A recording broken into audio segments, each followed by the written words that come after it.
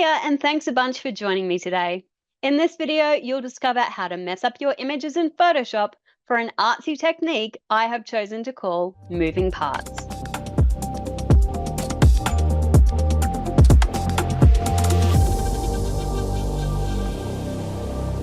So moving parts works pretty much exactly like it sounds like. What we're going to do is select different parts of the image and move them around to give a kind of interesting illusion. So we're going to start with a really simple one, just like this, but this is the starting image. So before I started working with it, I did do a little retouching, which you'll see here. And then I did some kind of light adjustments. So if there's adjustments you need to make to your image, you'll need to do them first. And then I just did a couple of different things to the background just to change the color and the light. So that was our original image. Now, how do we turn this into a moving parts? Well, because we will be moving parts of the model around, we're going to have to create a plain background because you will be able to then see behind them. Now, that's why I recommend if you're going to use this technique, you're either going to have to put a new background behind your subject so that you'll be able to see through parts of them to that background, or you're going to have to shoot against a plain backdrop.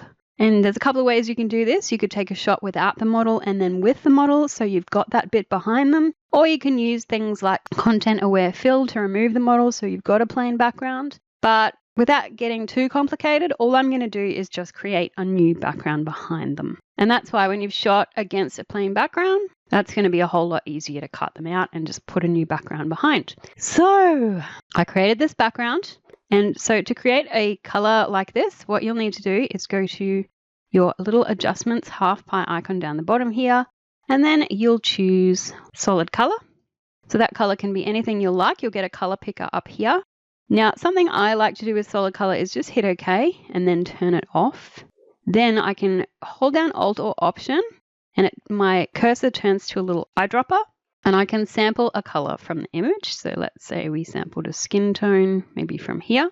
And that now pops over here into this box here. So that when I go back to solid color, I can double click it and then I can choose this and that becomes the color. Or I can move around in the box to choose colors. I can move this little slider up and down to choose what range of colors I'm working with. And I can choose how saturated it is and how light or dark it is. But in this case, we've already got one to work with, so we'll start with that. Now, I'll show you a little trick later on to add depth, but we'll just skip it for now and come back to it. Now, to be able to see through to that background, you will have the subject's original background in the way. So we need to get rid of it first. So let me just show you how to do that. I'm just going to bring up this unretouched version so I can show you how to do it. So we're going to use the Object Selection tool. Just hover over our model, click once to say, this is what I want to select. Yeah, let's run with that. And now I will just add a layer mask with our little half pie down here. And now that model is on the new background. So you can see there's a little bit of hair and a little bit of eyelashes gone. We could work on that if we wanted, but honestly, it's not too much of a drama. Now, to create these moving parts, we're going to have to start creating some masks. So let's select the first moving part of our image. And in this case, I'm going to choose the model's neck. So to do that, you'll need your marquee tool. So that is the second down on your toolbar. And if you hold that down, you can choose rectangular marquee tool.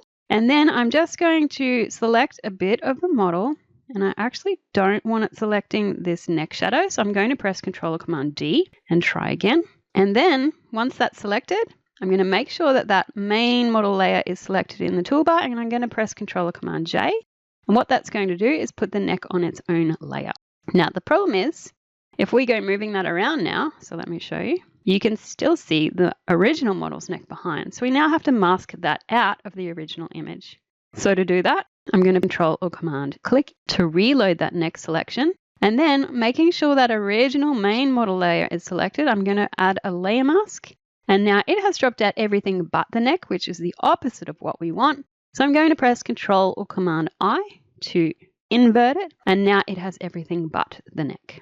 So now because that neck's on a new layer, we can press our Move tool, which is the shortcut V or the top one in your toolbar, and then we can move it around. But if you move it, you have the problem where you might accidentally lift it up too high. So to fix that problem, we can hold down Shift, and that means when we move it, it can only move on the same plane. So I'm just going to move that back to the edge of the image, like so. Now, the next thing I selected was the eyes. So I went from about halfway up the forehead and just under the nose. So let's make that selection again with the marquee tool. And I will draw in halfway up the forehead, just under the nose. Great. And then again, making sure our main model layer is selected, I'll press Ctrl or Command J to pop that selection onto its own layer. And then we will Control click it to reload it so we can mask it out on the original layer. But now we're going to have to do it a little bit differently by highlighting the layer mask of the original main model layer. And we're going to go to Edit, Fill, and we're going to make sure that the contents say black because we want to drop out that part of the layer mask, and we'll hit OK. Now you won't have seen that done anything because we've still got the eye layer on, but if I turn that eye layer off, you'll see there is now nothing behind it. So Photoshop does this annoying thing where it leaves what I've heard some people call digital grease behind. And it's because when it makes that selection, it moves the edge in a little bit so that when you add your layer mask, it leaves these little seams. It's a real pain. So there's a few ways to fix it. The really quickest one is just to load our brush tool with B, and it's this little paintbrush in the toolbar, and making sure black is loaded and making sure our layer mask is selected. I'm just going to paint over that. Make sure that your opacity is at 100 as well. To get rid of it, just be a little bit careful around your edges. So I think we've lost a little bit of his face there. Yep. So you can actually just go in and make it harder, and that way it won't cut into areas it shouldn't. All right. So now when we pop on our eye layer, yeah, you can see that? So that's why really using a hard brush is probably best. So let's actually just undo that. Go again with just the hard brush, and that way we won't cut into anything important. You'll be really careful with this. And you can zoom in if it helps. But now when we pop the eyes on, we should just be able to move them and no drama. So making sure your move tool is selected with V, we are going to just move them back. And really up to you, you can experiment with where you want those little bits. I kind of like how that's looking. I'll probably move the neck somewhere else, maybe even further back. I think that's cool.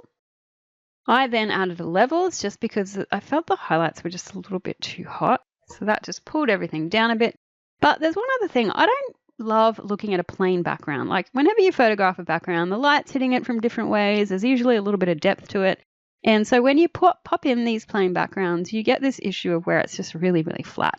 So what I did to fix that is this gradient fill layer. So I just added a little splash of light behind the model. Now to create that, you will go to your little half pie adjustment layer icon again, and we're going to go to gradient. We're going to change the gradient to radial. We're going to change the color. So I can just click on this bar here and I'll go into basics, and I'm going to choose this one here. So it's a color going to nothingness. And then I'm going to double click this little stop here down the bottom, which has the color in it. I'm going to double click it and make it white and then hit OK. And then I'm going to do the same with this one. Double click it, make it white. So white is your very top left corner. Hit OK in all those boxes. I might leave this one open for a second because there's a couple of extra things we can do. We can make the scale bigger, so we can draw it up. We can draw it down. I think in this case, like a little bit bigger. And the other thing we can do is move it. So I can actually just move that now around by putting my mouse over the image itself, move it into the position I like. The light was coming from the front, so maybe around there is kind of cool. Hit OK. So in this version, I just want to do something slightly different just to give you the option, which is easier than the version we just did. And that is when your subject is on a plain background, you don't even need to cut them out necessarily. What you can do is load your rectangular marquee tool, which is second down on your toolbar. And then all we can do is just make some selections of some areas and without even duplicating it or masking underneath. So then with our move tool loaded, which is the shortcut V, or it's this second one on the toolbar here, holding down shift to keep it in the same area, we will just move that off to the side. And then press Ctrl or Command D to deselect. Then we'll do it again with another section. So we'll do this area here, go to our move tool, hold down shift, and then we can shift that over. So that's another way you can do it without the extra step of then having to mask underneath. But it does, however, leave you with these blank areas that will need to be filled. So to do that, we can either add a solid color adjustment layer from our adjustment layer icon, choosing black, and we'll just drag that underneath. Now you'll see that black was not the right match. It's a slightly darker color. So what I'll do is double click that, sample a color from the image, and that will fix it. However, this will only work if you have shot against a plain background. If you have variations in tone and color, then putting a solid color underneath may not match the lighting that was used. What you could do in that instance, and I'll just show you, I'll turn that off. You could use generative fill or content aware. So I could grab my lasso tool, which is third on the toolbar, draw around that little section, and I could go to edit, content aware fill. It will assess what's happening around it and then choose something to pop into that space. We'll deselect that with Control Command D, and you'll see that that now looks pretty good. So that's an option you could use if the light in your background is uneven. So that's really the simplest version of that, but then we can get slightly more advanced. So to create this one, I had a few extra steps. So let's look at the original. Now the original image was actually on white. But I didn't like the white for this because once you move the parts around, he tends to get a little bit lost. So again, I created a black background because that's the new background I wanted. And then I made a selection of that original model. The object selection tool, just drag it over him until it finds him. And we can click once. So yeah, now we made our selection, and then I just press Control Command J. So he was just on a layout by himself. So that's what happened, and then I put that black background behind. So the first thing I did in this one was made a selection of his right-hand side. So to show you that process again, I just grabbed my marquee tool, grabbed it around, popped that onto its own layer with Control or Command J, which then looked like this.